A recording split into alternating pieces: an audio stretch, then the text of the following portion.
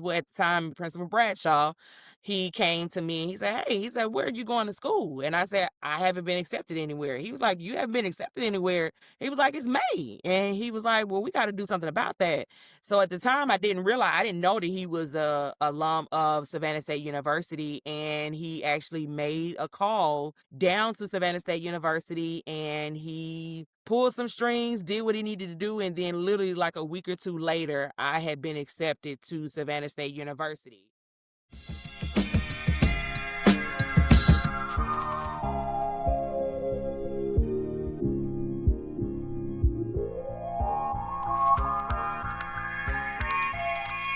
Everyone, thank you so much for watching Students of the Game. This is where we sit down and we talk to student athletes about their journey with their games, and then after their games have ended, what they're up to now. I'm Deja White. I'm one of the co-hosts, and I'll kick it over to Coach White so he can introduce himself. Hello, everyone. I'm Coach White.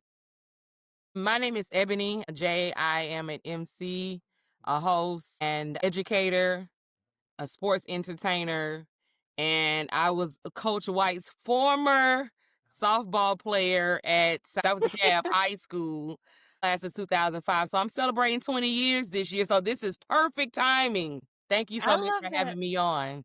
I'll kick it off by asking the first question. Tell us a little bit about your journey with athletics. Some of the people that we've been chatting with have been playing since they were very young. So we just want to just hear a little bit about your background and how do you got started with softball specifically? My journey began at 6 years old. I'm from Decatur, Georgia, started at what is now House of Hope, but it was Cathedral of the Holy Spirit when I was playing as a baseball player. All boys team, only girl, maybe another girl at the time. But when I turned 13 at the park that I was playing at, they told me that I could no longer play with the boys anymore because of developing and things like that. So I had to learn what softball was. So I had to go play softball. So went to Rock Chapel, played with them, and then from there, I played with them throughout middle school. But then when I went to high school, that's when I started playing softball at high school. But I had been playing all my life. I didn't know it was different, going from a smaller ball to a bigger ball, different rules, playing up, different things like that. But softball, basketball, when basketball season was in, and then when football season was in, I was a cheerleader. So athletic, athlete all year round. That's what I was doing ever since the age of 6. And it's been a journey. Learning is lessons within it. It's a lot of discipline within sports. You meet a lot of friends. It's people that I'm still connected with today that I've met when I was 6 and 7 years old. So it's friendships, it's bonds, it's lessons, it's development, it's leadership. It's so much that can be taught within sports, but not to be cliche, but you have to be a student of the game. You really do. Okay. Ebony, usually, I have questions laid out, but you gave us an overview of your experience as a young student of the game. You took us from being little all the way up into your high school journey.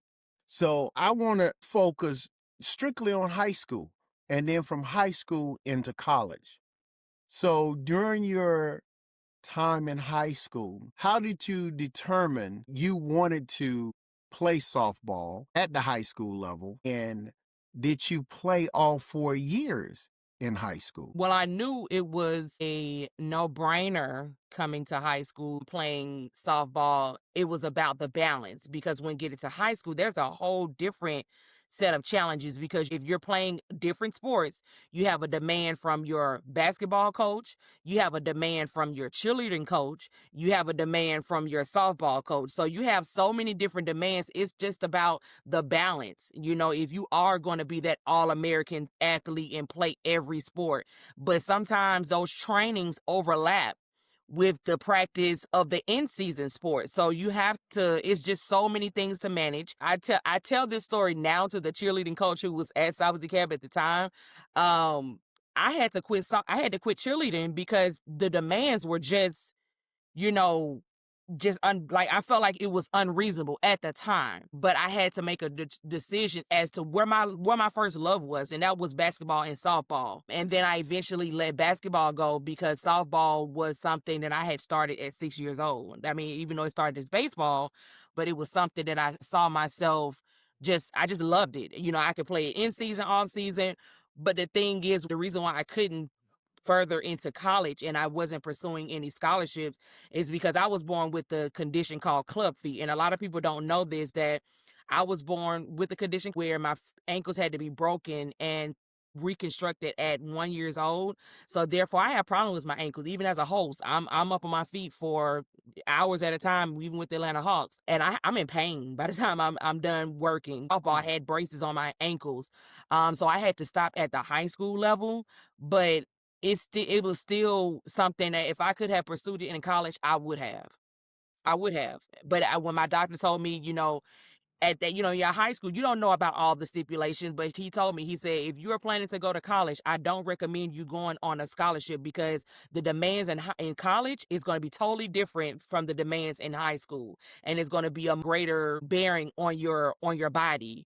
And so just leave it as it is. So that was something to take in because I didn't plan all my life. That's all I knew. Now, I want to continue there with your high school journey.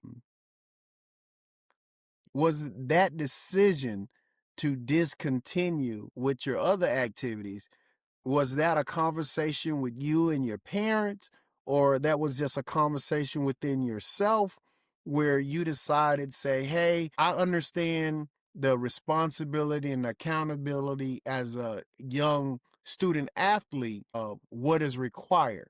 So how did you process that? It was a conversation between me and my mom. And at that age, when adult would place demands on me, and I know that that's something that I'm having to abide by. Ultimately, every parent is different. But my mom always made the decision, allowed it to lie within me. What do you want to do? What do you feel comfortable with? And it was a decision that I had to make because I felt like at the time it was a lot. It was a lot with school. It was a lot with trying to balance all three sports. I wasn't that same little girl anymore, doing year round. I didn't necessarily have deadlines and projects and things. And I was also involved in clubs and organizations. So therefore I had to choose one. One thing that I always try to remember, because I still manage a lot of things right now.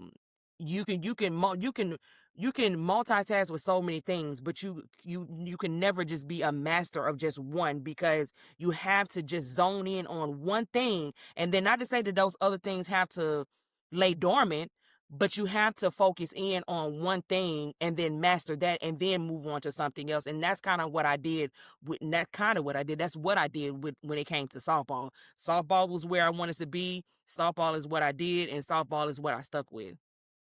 Ebony, I appreciate that.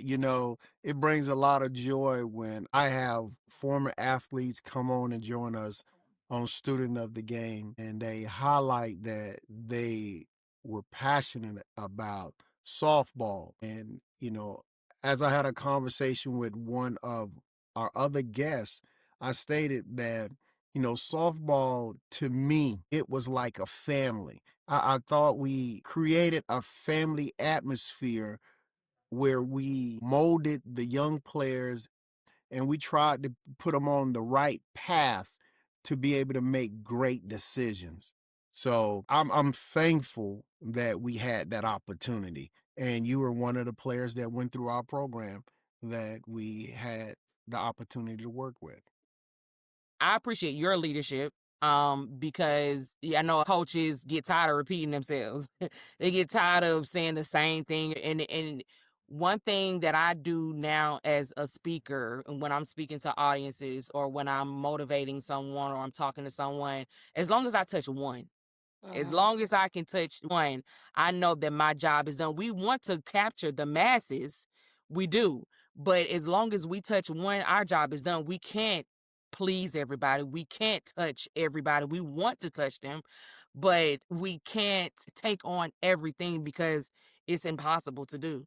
We are sometimes we go after these goals that aren't really obtainable. I mean, they're realistic. They can be realistic, but at the same time, there are just some people whose upbringing were different. There are some people who may have someone in their ear who's telling them one thing, telling them, nah, that ain't important because it may not be important to them, but you don't know the family traumas that they're putting down on that individual. So it all depends on their upbringing. It all depends on who's in their ear. It all depends on what values and traditions and where they are in their life. So everybody is different. Every generation is different. It's just, but I can say this: it did feel like a family. It was a family. On the softball team. From the coaches, from the team moms to the parents to the support. It did feel like a family. It was, and it was something that things got in the way, with activities and events and things that went on during high school. But at the same time, I knew, regardless if I was in inspirational voices and I had sisters in action and all those things, I know that I had softball practice too. So I had everything that I had to multitask and do at the same time. And in the end, it's the every level teaches you for the next level.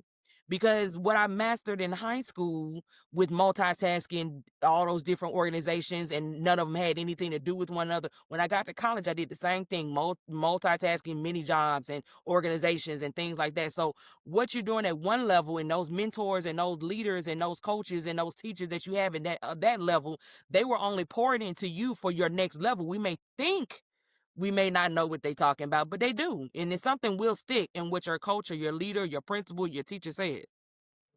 Well, you made me think of something just then when you said that they're pouring into you as you are multitasking, preparing you for the next level. Currently, I'm challenged now with the new generation of student athletes. They really don't quite understand the importance of multitasking, nor putting them in the proper order. Is there anything that you can recall that helped you process what order to put things in order to continue to build upon your foundation? Whew, that's a tough one because when you are a child, you're thinking as a child. Okay, like we recall it so many times with the coronation when I won Miss Sophomore, and not wanting to take the field when I had my hair done. That was a priority of mine because I know the next day I had homecoming. So that was a battle. That was a battle.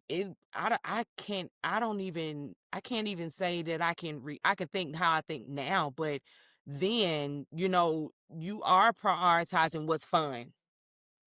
You are prioritizing, maybe what is your future, because there were athletes in school that had promising careers and scholarships, so they wasn't concerned about the dances, or they wasn't concerned about anything else, because their parents and their family was banking on them getting to the next level, to college, to go on to NFL, to the NBA. So their direction may have been different, but in my shoes, I just can recall the things that I had to prioritize. First of all, school. I tell them when I became a coach at the middle school, a softball coach at the middle school, I told my students, you are a student athlete. Student comes before athlete. If your grades don't align with what the criteria is for you to be on this team, there would be we would play with 6, 7, 8, we would have to forfeit every game because we will not put a player on the field who is not prioritizing their grades. So that answered the question. My grades, first of all, because I had to go. I'm going on a Hope scholarship. That was the thing. I'm going on a Hope scholarship, but grades was the priority. That was the first thing. Getting my grades, making sure that even if it was all nighters, I had to get it done. Grades. I know I had to prepare for the game.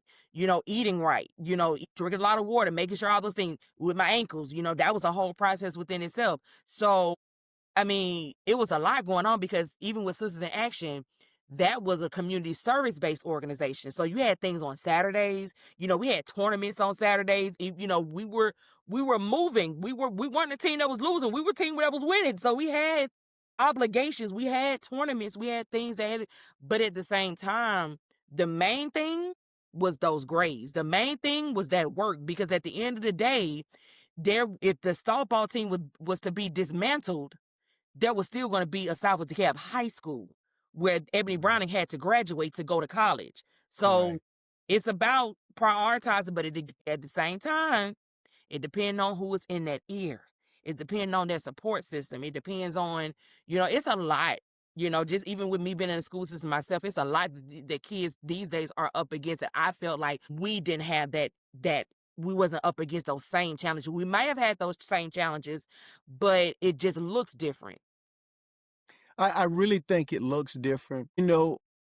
During your conversation there, well, explaining to us, putting things in order, you stated something about you're competing, with your event coming up and your hair.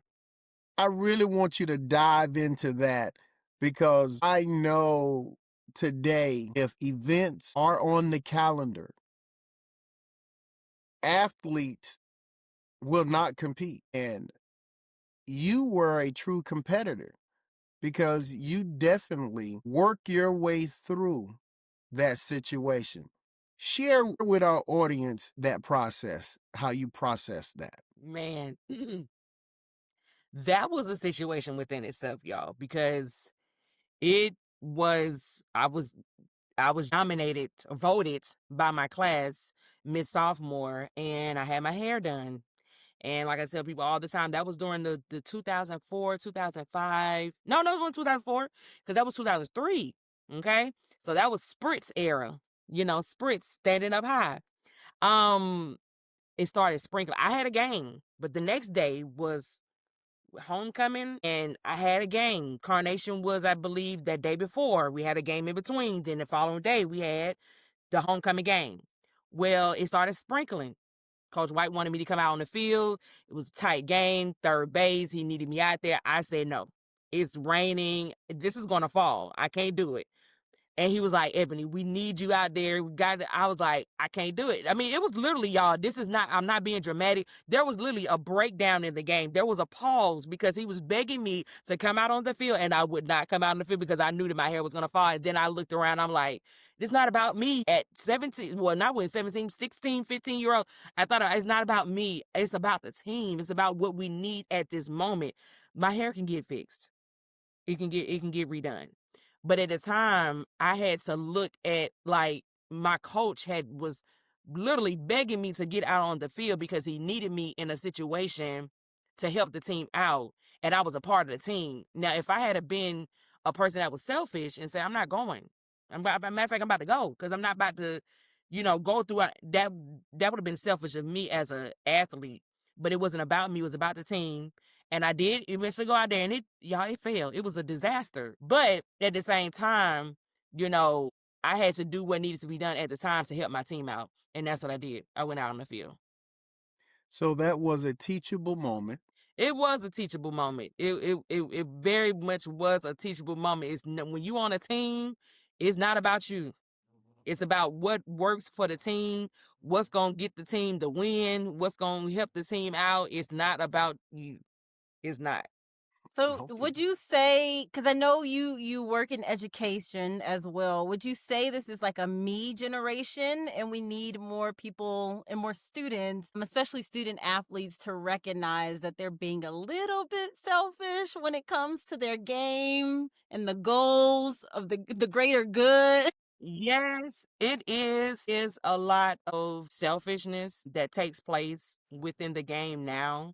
The game looks so different because this generation have so many different outlets to look at, so many different people to follow. You have the G League, you have the NBA, you have, the AAU teams. You have so many different up and coming, even though we had that same dynamic, but we didn't have it at our instant access. They now have it at their instant access. We had to go search for it. We had to go get VHS, and we had to go get DVDs to actually see these athletes, or to turn on a TV to see it. Now these kids have it at their fingertip. They have it on YouTube. They have it on their laptop. They have it on the tablet. So therefore, who they idolize is who they mimic themselves after. And it goes back to say, just being in education, it starts at home. a lot of times so many people or so many parents, I would say, depend on the system to raise their child when raising your child starts at home. Okay. And whatever values and foundation you put within them, whatever you show them is what they're going to follow. So if you aren't showing them integrity, if you aren't showing them leadership, if you are showing up in a certain type of way at the games and get throwing fists and doing all types of stuff, what they gonna do on the field? They only gonna mimic what they see. So therefore, I can't stress this enough. It starts at home, but at the same time, sometimes when you don't have that at home, that's where those coaches come in at, to feeling if they don't have a father or if you don't have that mother figure, you have those different mentors in your life to fill in those gaps for where you do, because it does take a village. I'm not saying that everything need to come from home, but it does take a village to raise kids from what I have been seeing, because I am one of those ones that pour back into those kids because I can see the different gaps. I can see that there is you're attached to me because you're lacking something at home, or it's certain different behaviors from where I'm seeing. I'm like, okay, it's something else going on here. You're not just acting out because you want to get attention from your class. You acting out because of something totally different. So I feel like sports is an outlet. That's why I say I feel like all kids need to be in sports, because whether it's soccer, lacrosse, cheerleading, tumbling, basketball, softball, volleyball, swimming, golf, is they need to be in something because it keeps them active, one, with health wise, and it helps with those who are introverts, okay, who don't really want to be around crowds, or there is a sport for introvert. You got golf.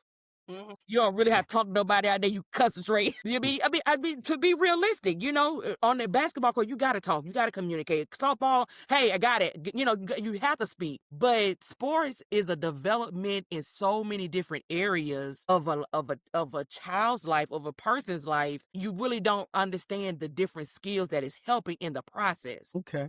Okay. Now, I really want to go back. You graduate in 2005, because in the beginning you say it's coming on how many years again? 20 years. It's 20 years. 20 years. I want to go back. Miss Ebonee, graduating from our great Southwest DeKalb High School. I want to go into your process. You are a senior. You are graduating from high school. You're planning your next chapter at the collegiate level. Go into that process. How did you start researching your colleges? How you eventually selected your college? Just explain that journey to us.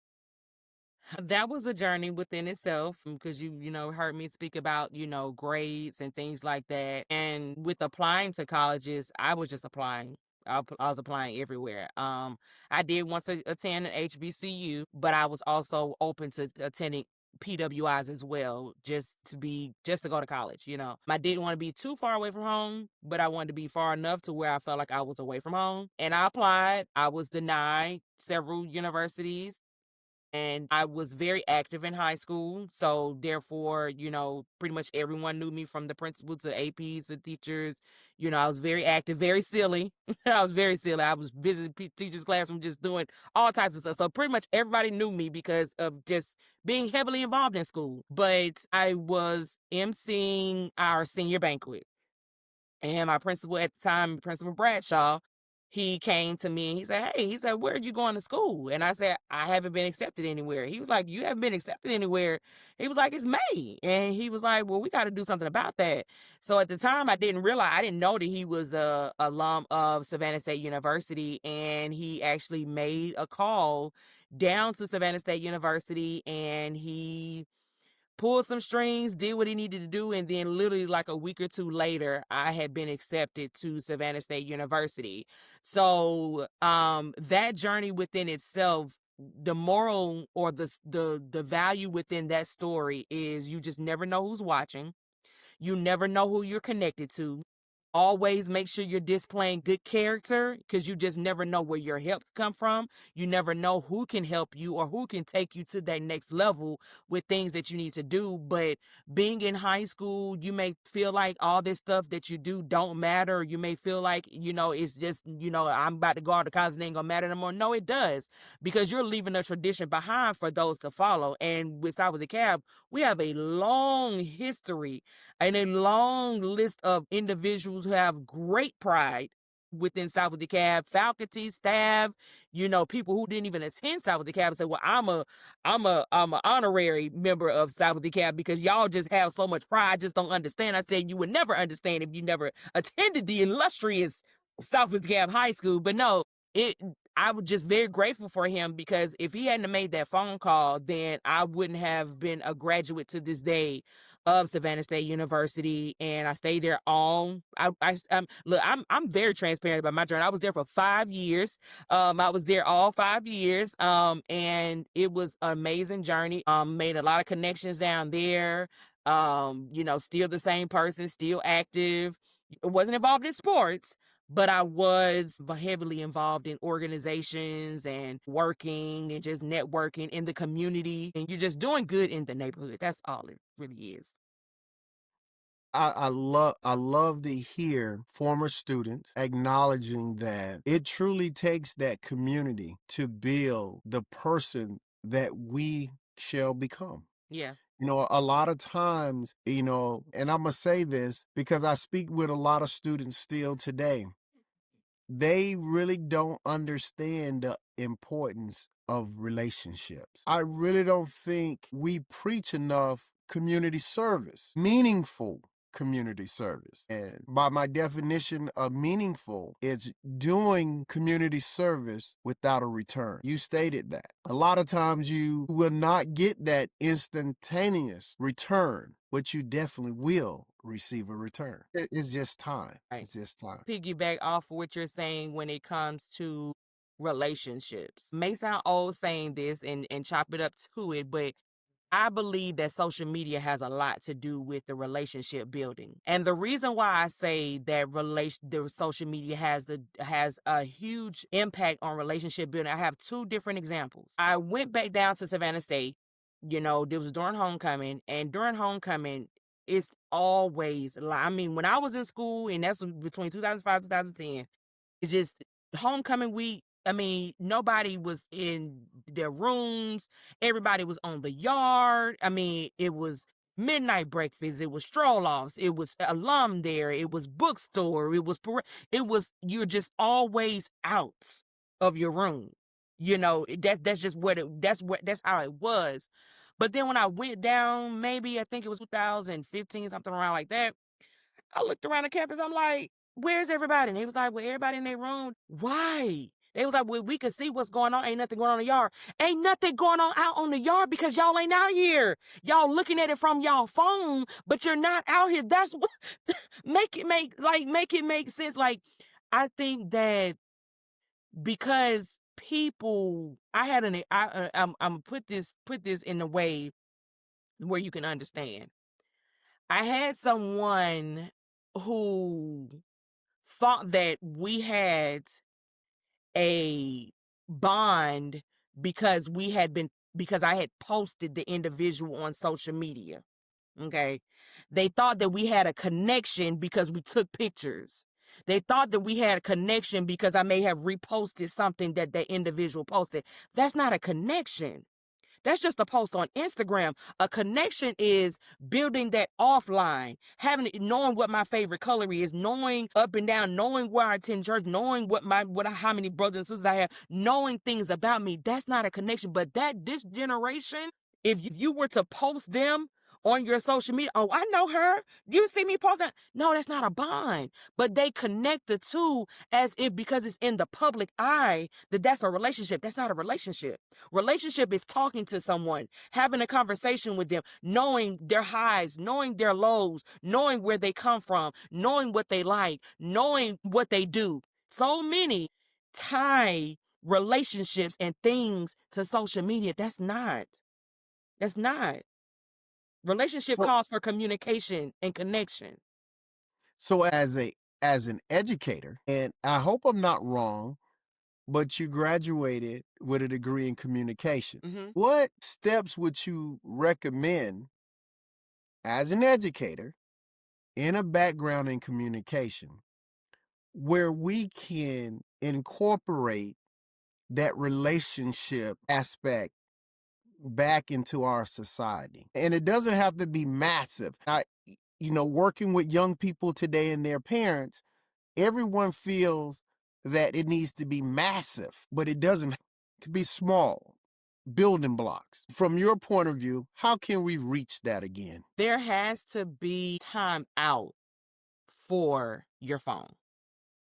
For an example, when I was coaching, like say for instance, if we're practicing on batting with one girl and there's other people sitting in the dugout, we're not on our phones. Why are we on our phones? We need to be cheering on our batter, or we need to be calling out where the ball is, or we need to be communicating those things. It needs to be time limits on these devices and isolate time for just communication and not because I'm guilty of it too, but it's more so with me out of habit. But because I am older, I am an adult, so therefore with kids, that's just something that they gravitate to. I can pull back. I think that it needs to be blocks carved out for communication, um and just one-on-one, those times where you put your question thoughts or the coach may put questions or topics.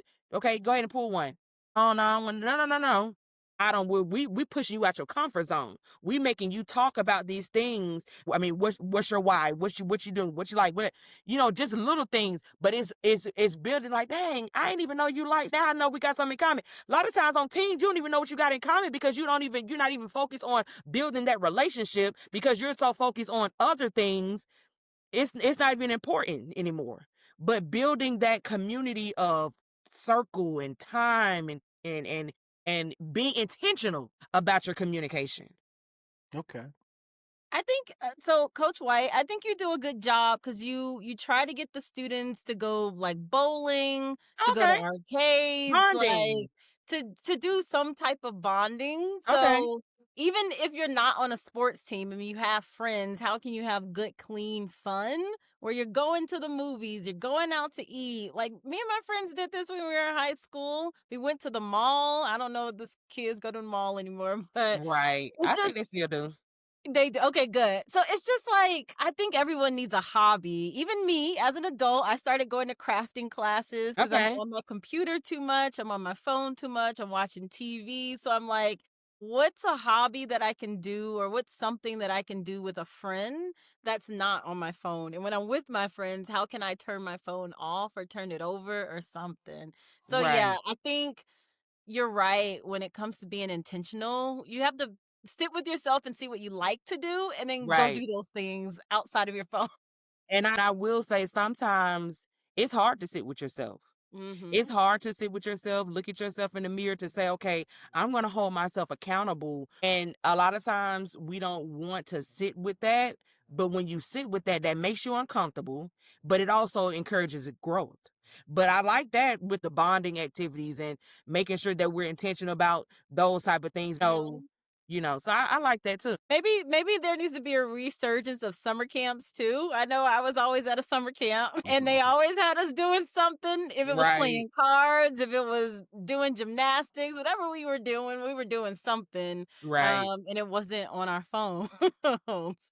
So yeah, those are some options. If there are some parents listening, just find some like little pockets of things that kids can do. That's right. not with their phone. Yeah. Okay. Well, Miss EboneeJ, I would like for you to do something for us. Okay. I would like for you to try to tie in your high school to college to adulthood, your working life, how all that blended together to make who you are today. That's a good question.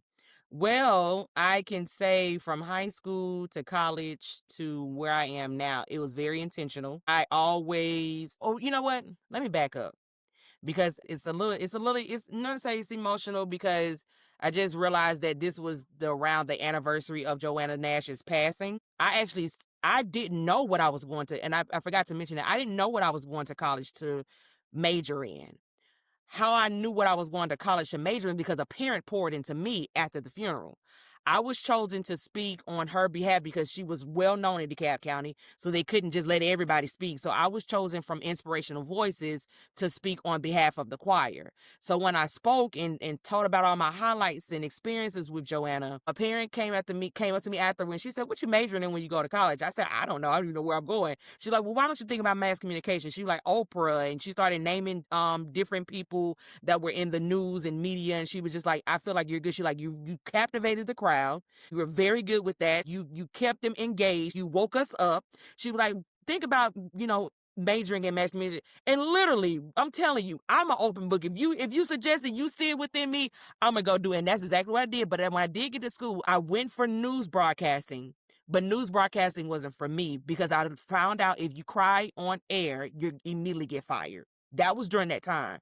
And I said, I'm too emotional. I may be too attached to a story that where if I get choked up, I can't afford to lose my job. So that's when I ventured off into radio. From high school to college, I was very intentional. I always knew just from that point, captivating audiences and emceeing and doing things where entertaining people and just about having that lasting impact on people. I read a book and it said that our purpose on earth is to have a lasting impact on people. And how you do it is totally up to you and the gift that God gave you. And I know my gift is speaking. And so that's where I kind of tied everything into each other from high school. I was the mascot. I was emceeing programs. I was hosting pep rallies. And then come to college, I was on the radio. I had my own radio show. I was doing things with the homecoming committee, making sure that I'm bringing entertainment to the campus. And then now, as a full-blown adult, I work for the Atlanta Hawks. I'm an educator. I still, even in the school system, I'm working with the students with the morning announcements. It's live broadcast, so I'm doing that. I'm hosting the dances. I'm doing things that I'm still able to be purposeful and able to have that lasting impact to where my knowledge can be able to pour into these kids. And I'm still making sure that I'm still having fun. I don't like to feel like I'm operating. I've been on jobs where I felt like I'm just working and I don't have a purpose, or I feel like I'm boxed into a cubicle. I don't like that. My personality is too big to be put into a box. So therefore, everything that I have to do, everything that I do, I'm making sure sometimes now listen, it's a hustle because I have more than one job, but I always have to make sure that I'm aligned with something that I love, something that I'm enjoying, and something that I don't feel like when I'm going to work, I'm actually going to work. I feel like I'm actually going to make a difference or I'm going to have fun. And that's where I'm at with education, and that's where I am with the Atlanta Hawks. And I have my own business with emceeing, hosting, and motivational speaking. All that comes full circle. And one day, I'm going to be where I'm just traveling the world. All 50 states are going to be able to hear my voice. And that's my ultimate goal, is for my voice to touch in all 50 states and be able to just travel and impact the world in that larger realm. But until I get there, right now on this level, I'm grateful for where I am. Grateful for you, Culture White. Thank you, Deja, for having me on and just being able to share my story for someone who may be in limbo or don't know what to do. But I will say this as I wrap my piece up. If you are in a place of limbo and you don't know what to do, or you don't know what your purpose is, or because trust me, when you in your 20s, you're going to be in limbo. You don't know where you're going. You're going to feel like you're behind because you're going to see everybody living in lavish and all that stuff.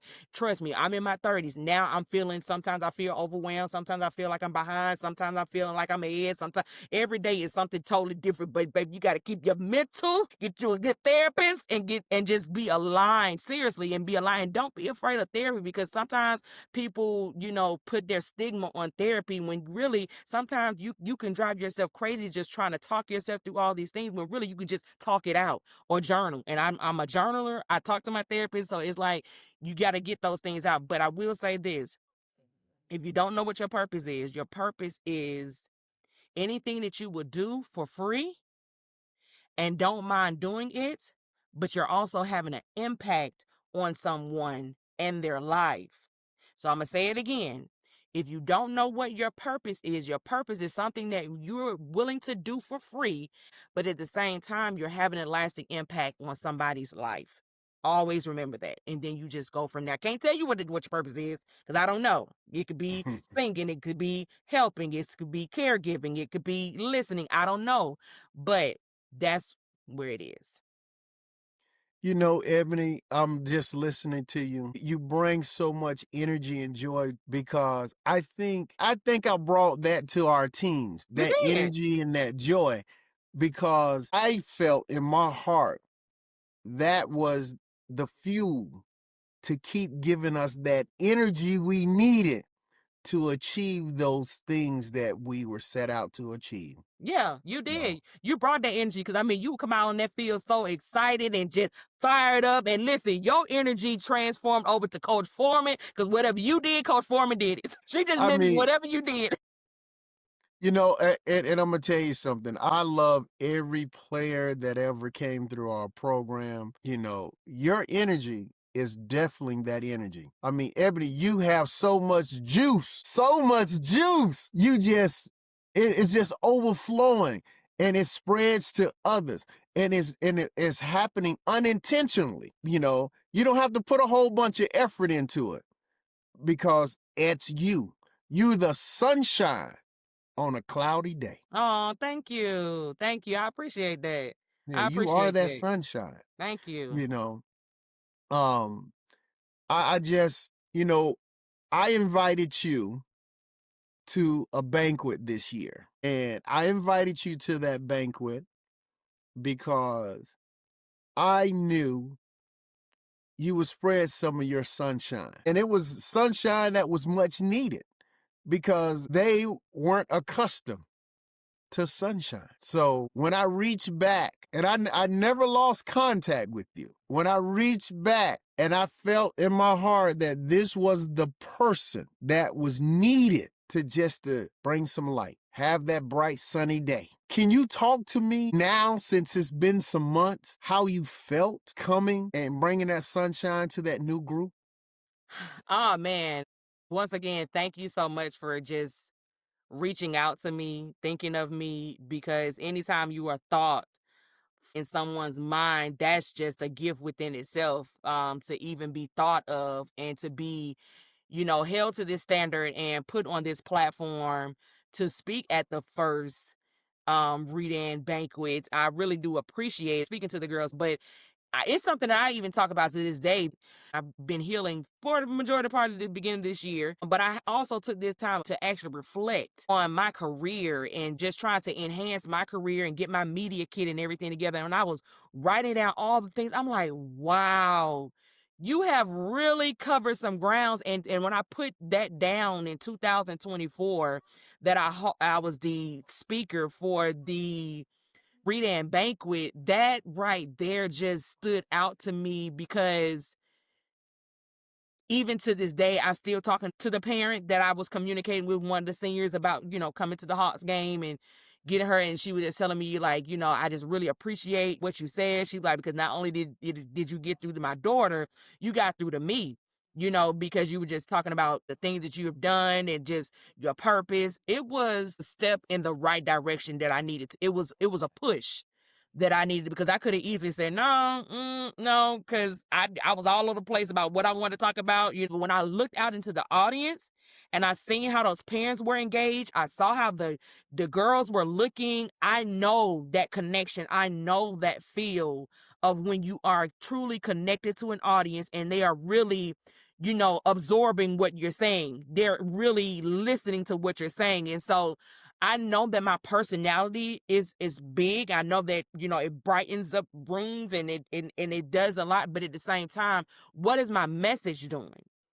How is my message reaching those that need to be reached? Sometimes, as a Black woman, sometimes our message can be diminished because of the stigma that they have with African American women. But I always try to make sure that I'm not, one, dimming my light for someone else to feel secure, but making sure that my message is being delivered in a way where you can understand. And I felt like just all the different questions that I had for the girls, because it made them think, like, they were like, what do you mean, what is my why? What is your why? Why are you doing the things that you're doing? Are you going to school for you? Or are you going to school for your parents? Are you going to school to go to college, or are you playing softball because they told you what to do? Now, and when they told you to do it, are you loving what you're doing? Like it's those things. Like even with the young lady that I'm speaking with now, who her daughter, she actually works down at the stadium now. Like she's Oh working my down at the gosh. stadium, doing things within culinary. So she was just like, we have certain days. She's already down there. So I'm like, look at how, this just me speaking on my experiences or me speaking on my journey has impacted the life. And so, like I said, I'm forever grateful for you because you had an amazing impact on my life. And, one thing that I always talk about is my experience out with the Cab softball team. You've done an amazing job as a leader. I know a lot of times in leadership positions now that I'm older and can see things from a different perspective. A lot of times when you're in leadership, you don't know whether or not you're making that impact. You don't know who you are, having that impact on, because sometimes when you're fussing or when you're trying to get your students or your athletes to listen, they don't want to hear all that because they've already probably being fussed at home. But it's like, I'm just really trying to tell you because I'm trying to see, I know where you're headed, or I can see where you're going. I'm trying to veer you in another direction. But I thank you for just continuing to do what you are called to do, because like I said, when I see you, when you open the door at the store, I'm like, Coach White, you still look the same. You still look the same. So no, but look, somebody that's not stressing you out because you are doing an amazing job keeping yourself up.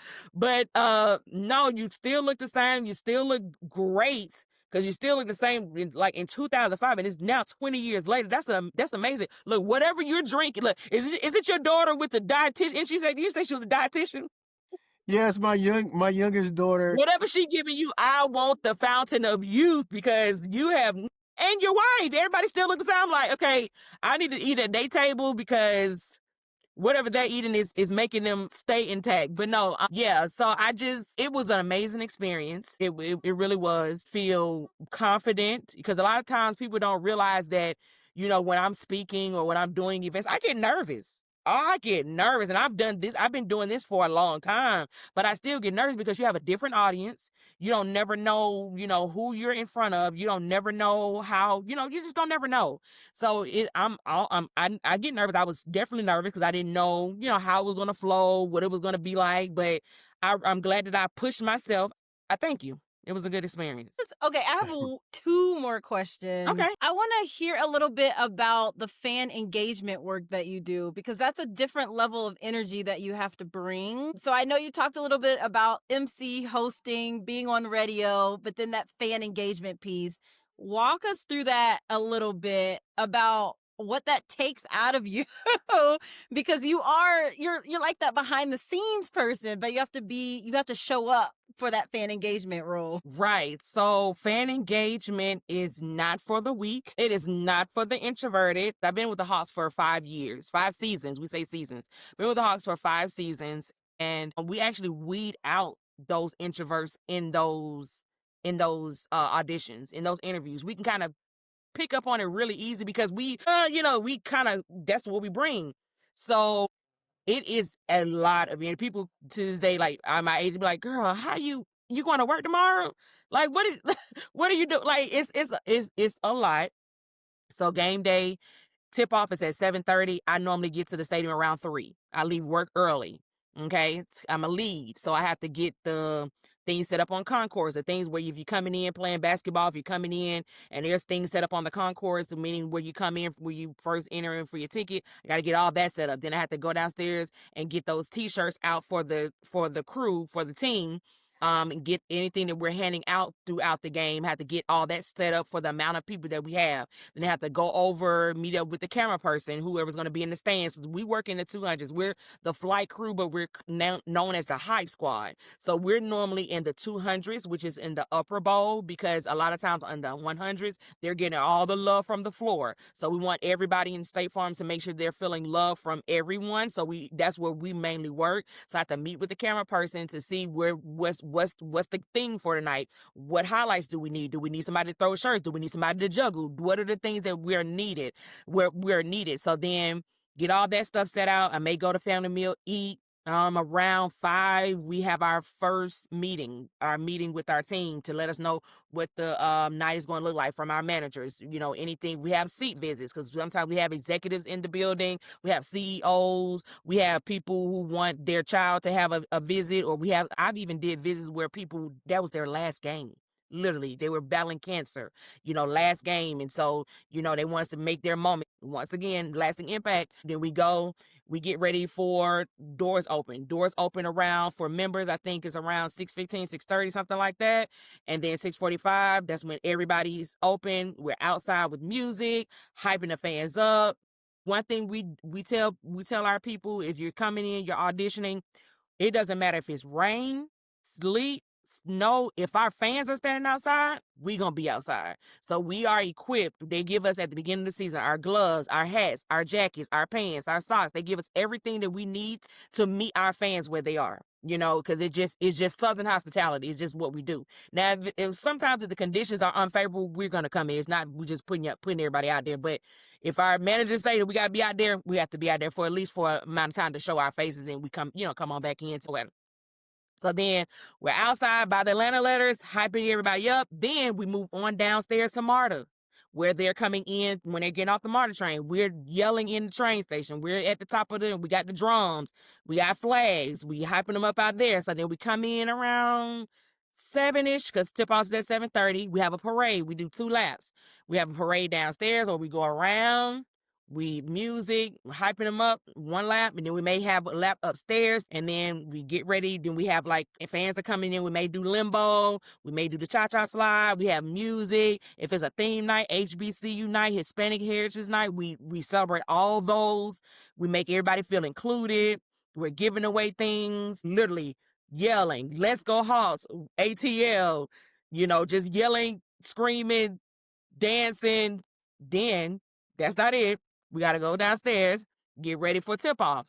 And once we're getting ready for tip off, we get any flags, any type of thing. We got our book, because we have book bags. And all the fans know, if they are regulars, they know y'all got some in their book bag. What can we get? But a lot of times I have to tell the fans, all this stuff in this bag is for free, but how you gonna work for it? And that's how we get the fans engaged. The kids get into it. Okay, I can get louder than you. We got people that have traveled from Brazil. We have people that travel from China. We have different people who want to let us know that I've come all the way here just to be in State Farm. So we make those people, make sure they go away with something, and things like that. But literally from the time, I mean, before the game starts, we are there to the end, cheering, yelling, screaming up and down those steps and engaging with the fans. And it is, I try to tell people all the time, it's not as easy as it looks. It's just yelling, no, because we're literally from one section to every quarter, we're in a different section. And then we come downstairs for a halftime hype party, where during halftime, where there's something going on in the court, we're out on the concourse with music, engaging those fans who just outside, maybe want to have something to drink or go to this hawk shop around. We're doing that. And literally, that's a game. And then we have people that are on the concourse. We have 2 different teams. We have 3 different teams. We have 2 different sets of teams up in the stands. And then we have another set of a team who are on the concourse, meaning they are there to, to get people signed up to win an autographed jersey. And then those individuals will go downstairs and go on the floor to shoot out the gun with the t-shirts. So we have 3 different sets of teams in the game. But yeah, listen, I'm tired by the time I'm done, but I love it, because like I said, I get paid to be loud. There you go. That look That's hey, Deja, as I stated early, sunshine. exactly. Well, you were Sunshine. mascot, you did Yeah, DJ it. So like you were yeah, training for all of this without yeah, even knowing. right. Yeah, you were made for this. So Yes, you most found what definitely. you were made for. I love that. Okay, last question. You mentioned a book, so I want to make sure we state that book so that if anyone wants to read it and find their purpose or their why, they can dive into the book. Um, and it's not my book, but it's Rick Warren. It's called The Purpose Driven Life. Mm. And I read that literally like in my 20s, but I'm thinking about picking it when I'm done with the book that I'm reading now. picking it back up because now it's going to have a whole different meaning with me reading it again now, and it's going to be able to help me catapult to where I'm headed in my life now. Because like I said, I read it like in my early 20s, but now, yeah, the Purpose Driven Life by Rick Warren, and it literally, that's that. If I didn't get anything else from that book, it say your purpose in life is to have a lasting impact on God's people, but how you do it is totally up to you and the gift that God has. Now, Ebony, you won't believe this. What? I read that book also. How did you like it?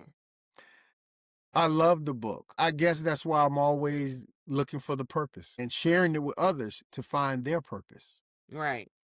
So yeah, wonderful book. I'm adding it to my list. I'm all about purpose work. I resonated with a lot of the things that you said about making sure work feels fun or has an impact. Like everything that you've said, that is how I operate too. So 100% in alignment. I will be reading the book. Yes. Yes. Yes. You know, Ebony, I thank you. I do. I really thank you for being available to come out to bring that sunshine.